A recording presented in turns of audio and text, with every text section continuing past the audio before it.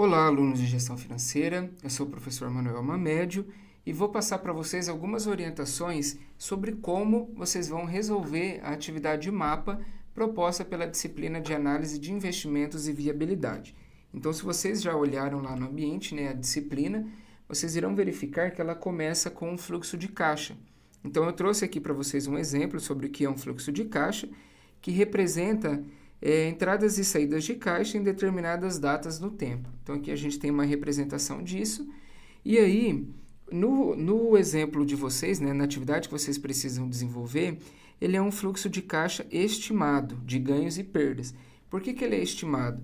É uma estimativa que a empresa faz antes do investimento, porque o projeto ele não foi implantado ainda, para verificar se esse fluxo de caixa, se ele tem viabilidade financeira ou não. Então, com base nesse fluxo de caixa projetado, a empresa vai aplicar algumas técnicas de análise de investimento para verificar se aquele projeto se ele é viável ou não, se a empresa pode investir os recursos financeiros que ela possui. Então, assim, essas técnicas de análise de investimentos que vocês vão utilizar ali para fazer o cálculo da atividade, o primeiro deles é o VPL, que ele considera o fluxo total com as saídas e entradas descontadas a uma taxa de atratividade. Essa taxa, pessoal, ela representa o retorno mínimo exigido pela empresa. Então, aqui nesse exemplo, a gente pode ver que tem uma taxa, tem um investimento inicial e tem os fluxos que são os retornos, positivos e negativos que a empresa teve ali com o passar dos anos. Então, assim, esse VPL, o que ele faz? Ele traz todos esses retornos ao valor presente e subtrai do investimento inicial. Se o valor que a gente encontra é positivo, se o nosso VPL é positivo, nós dizemos que o projeto deve ser aceito, porque ele foi capaz de pagar esse investimento inicial e ainda trouxe um retorno para a empresa. Se o VPL é igual a zero, ele é um projeto indiferente, e se o VPL for negativo, o investimento, o retorno que a empresa vai ter com o passar dos anos não é suficiente para pagar esse investimento inicial que ela fez aqui. Então, o projeto ele deve ser rejeitado e a empresa não deve fazer essa aplicação. E a outra técnica de análise de investimento que vocês vão utilizar é a TIR, que é a nossa taxa interna de retorno. Então, ela segue a mesma linha do nosso VPL, só que ela não apresenta um resultado em valor absoluto. A gente vai encontrar um valor percentual. E esse resultado é interessante porque a gente pode fazer algumas comparações que aí a gente pode verificar se atende às expectativas dos investidores ou não. Essa taxa, esse retorno mínimo exigido que a gente acabou de comentar ali na VPL, é uma linha de corte que a gente diz para a empresa. Então, assim, a empresa ou ela pode ter o recurso dela já aplicado em um investimento, ou ela pode ter várias opções de investimento. Ela vai procurar sempre aquele que vai trazer o maior retorno para ela. No caso dela já ter esse recurso aplicado, por exemplo, no investimento, que traz um retorno para ela de 25% ao ano, ela não vai tirar esse dinheiro dessa aplicação para aplicar em um outro investimento que vai trazer um retorno para ela de 20%. Não faz sentido. Então, com base nessa TIR, é possível fazer esse cálculo. Então, com base nessa taxa, a gente faz a seguinte análise. Se a TIR é maior que a nossa taxa mínima de retorno, se esse retorno mínimo exigido, o projeto ele deve ser aceito. Se a nossa TIR for menor que a nossa taxa mínima de atratividade, ou esse retorno mínimo exigido, o projeto ele deve ser rejeitado. Então, essa é a análise que a gente faz com essas duas técnicas de análise de investimento. Então, com base nessa primeira introdução, a gente vai para a atividade proposta ali para vocês, e aí traz, no enunciado do exercício, traz um case da empresa Plastic, que para atender as montadoras, que são os seus clientes, ela precisa, na verdade, abrir uma nova fábrica para conseguir atender essa demanda. Então, ela precisa, na verdade, verificar se esse investimento, se ele é viável ou não, de acordo com as vendas que ela vai ter, com as projeções ali que ela tem. Então, é isso que propõe ali a atividade de análise de investimentos e viabilidade para vocês. E aí é interessante que a gente verificar que o retorno mínimo exigido pela empresa, para esse caso aqui, é de 20%. Então, a empresa ela não faz nenhum investimento que não traga ali um retorno para ela superior a 20% ao ano. Então, com base nesse enunciado, nessas informações, a gente tem aqui os custos do investimento para a abertura dessa empresa, dessa nova empresa ali em Campinas. E aí, pessoal, é importante comentar com vocês que essa análise que vocês vão fazer é em um projeto industrial. Então, o que é um projeto industrial? são fábricas, redes logísticas ou armazéns industriais, ou seja, eles são caracterizados por grandes volumes de recursos financeiros. Então, ele precisa ali de uma atenção especial por parte dos investidores e também do gestor financeiro e do proprietário da empresa. E esse tipo de projeto, ele tem algumas preocupações que a gente vai discutir aqui agora. O primeiro deles são os investimentos em capital fixo. Então, como é uma empresa que está começando, ela precisa fazer aquisição de todo o maquinário. Como ela vai se instalar em Campinas, ela precisa fazer a compra de um terreno, e esses projetos é um investimento que a empresa pode ter feito para que ela consiga funcionar ali da melhor forma e que ela não tenha nenhum problema depois. Então, são os investimentos que a empresa fez nesse ano zero aqui, o primeiro investimento que ela tem. E percebam que no ano 3, no ano 6 e no ano 7 eu também tenho uma despesa com maquinários e equipamentos. Esses valores aqui, eles podem representar ou a substituição de alguma máquina, ou a atualização de alguma máquina, um custo que a empresa teve nesses anos também, ali e nesses maquinários ou no equipamento que ela utiliza para a sua atividade. Além desse investimento em capital fixo, nós temos também os investimentos em capital de giro, que ele é realizado para viabilizar o negócio. Então, o que esse investimento ele representa? Ele é um financiamento para os estoques e para contas a receber. Como é uma empresa grande, que pode ser que ela tenha ali um tempo para recuperar esse investimento, ela não pode contar com essas vendas para capital de giro. Então, para que ela não tenha esse tipo de problema, é um investimento que a empresa tem que fazer nesse começo, ela tem que ter essa preocupação para que ela não sofra ali nenhum tipo de problema depois. E aqui é interessante a gente fazer duas análises, na verdade. A primeira delas é que o maquinário, ele sofre depreciação, sofre perda de valor com o passar dos anos. E esses investimentos que a empresa faz em estoques e em contas a receber é um valor que ela não vai ter depreciação. Então, assim, no começo do investimento ela fez essa conta, esse investimento, e no final do projeto, que aqui a gente está considerando 7 anos, que é o tempo de contrato que a empresa vai fazer com as montadoras, ela vai recuperar todo esse valor de volta, integralmente. Então, ao contrário do maquinário que vai sofrendo essa perda, esse investimento feito pela empresa, ela não tem esse desgaste, com o passar dos anos.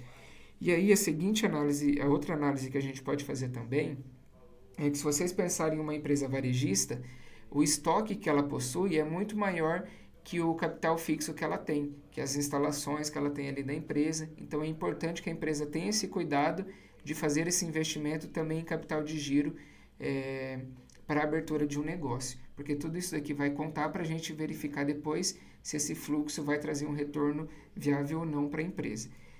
A segunda tabela que vocês têm ali no enunciado do exercício são os resultados operacionais da empresa. O que são esses resultados operacionais? Ele vai apresentar para vocês a quantidade de mercadoria vendida, qual foi o preço praticado ali em cada ano, no ano 1, no ano 2 e assim sucessivamente. E aí aparece também os custos, a discriminação dos custos em cada ano. Então, os custos com matéria-prima, custos com mão de obra, custos indiretos ali na produção e que me dá meu custo total unitário.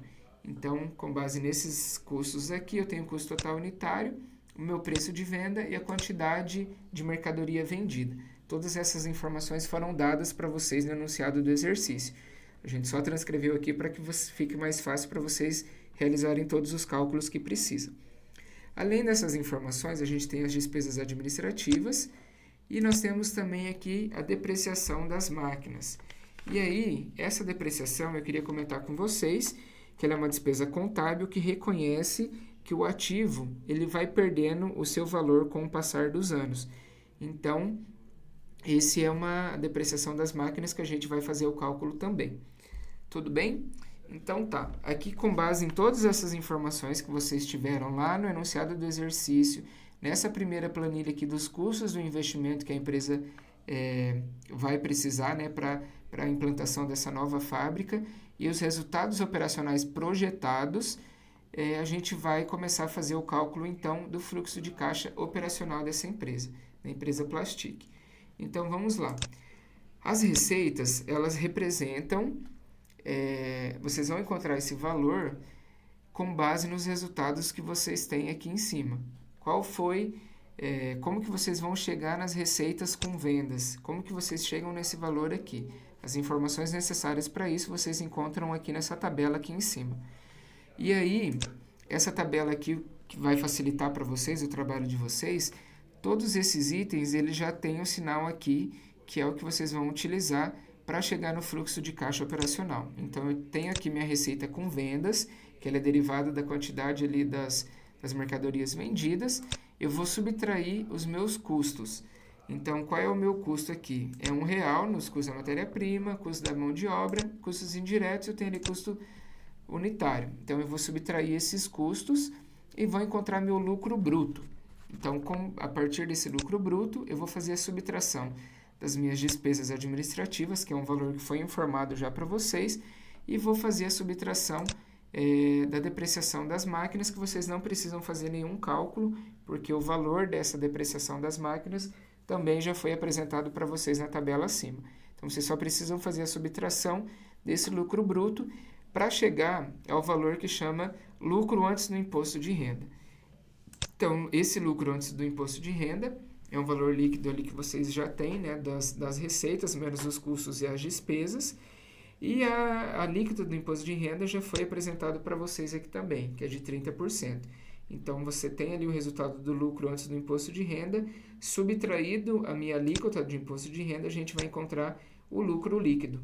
Então, a partir desse lucro líquido, a gente volta, vocês vão verificar ali na tabela que está somado o valor da depreciação. Por que a gente volta a trabalhar com ele? A depreciação, para a contabilidade, ela é considerada uma despesa de não caixa. Ela não há um fluxo de caixa negativo, não há uma saída de capital, uma saída de dinheiro. Então, a empresa não faz um pagamento da depreciação. Então, aqui a gente encontrou o lucro antes do imposto de renda e a depreciação ele é subtraído aqui em cima justamente para diminuir a minha base de cálculo para o imposto de renda. E aí eu volto a integrar ele aqui, porque ele vai ser utilizado ali no fluxo de caixa e depois na análise de investimento. Então, a depreciação ela é considerada para eu reduzir a minha base de cálculo do imposto de renda, e depois que eu faço isso, que eu chego no meu lucro líquido, eu volto a somar a depreciação somente para eu fazer essa análise de investimento. Então, eu somo ela aqui, de acordo com esse sinal que você tem, e chego aqui, então, ao meu fluxo de caixa operacional. Então, são esses valores aqui que vocês encontrarem, que vocês vão transcrever para essa próxima planilha aqui que nós temos.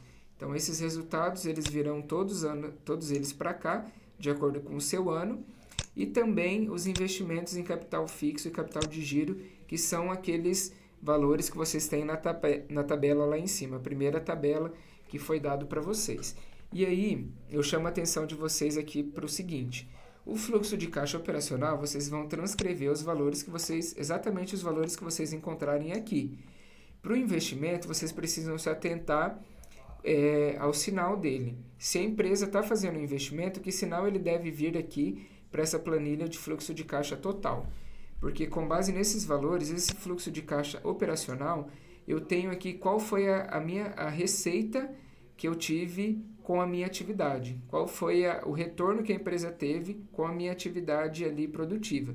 Então, são as minhas receitas, e aqui eu tenho os investimentos que foram feitos, e eles precisam vir no sinal correto para eu encontrar meu fluxo de caixa total. São esses valores aqui que vocês encontrarem, que é o que vocês vão transcrever para essa planilha aqui, fluxo de caixa total, que vai ser utilizado para a base de cálculo de vocês da VPL e da TIR. Então, nós temos aqui um espaço destinado para isso, que vocês precisam apresentar como que vocês chegaram nesses valores na VPL e na TIR. Então, pode ser apresentado tanto da forma algébrica, como o passo a passo da calculadora HP12C. Que vocês chegaram, vocês precisam apresentar aqui como que vocês chegaram dos resultados, e a partir dos resultados vocês vão fazer uma análise justificando se esse projeto ele deve ser aceito pela empresa ou não, se ele é viável ou não. Tudo bem? Então, essa é a atividade proposta para vocês na disciplina de análise de investimentos e viabilidade, e se vocês tiverem alguma dúvida, vocês podem recorrer ali à mediação. Tá certo? Até uma próxima oportunidade.